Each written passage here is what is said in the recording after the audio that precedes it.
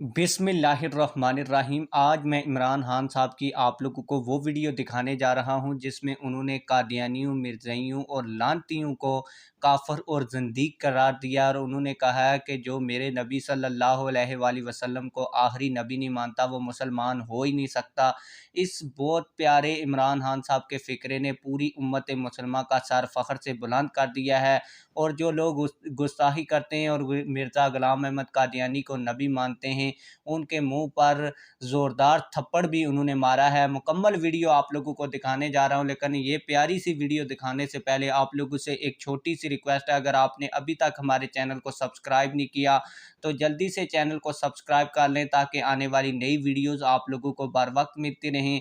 और आप लोगों को ये भी बात बताता चलूँ कि आप लोगों को हम जो भी खबर देते हैं उसका वीडियो सबूत आप लोगों को ज़रूर दिखाते हैं।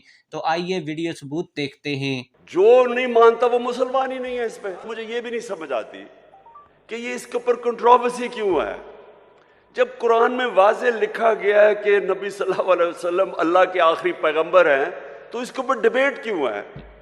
जो नहीं मानता वो मुसलमान ही नहीं है। इस पे कह रहा हूं कि ये बार बार के जी वो फलाना कायदियानी है, किसी के ऊपर भी उंगलियां उठाई जाती हैं। मैं सिंपल बात कर रहा हूं, जिसने भी कुरान पढ़ी हुई है उसमें ये चीज तो वाज़े है ना कि मोहम्मद मुस्तफ़ा नबी सल्लल्लाहु अलैहि वसल्लम अल्लाह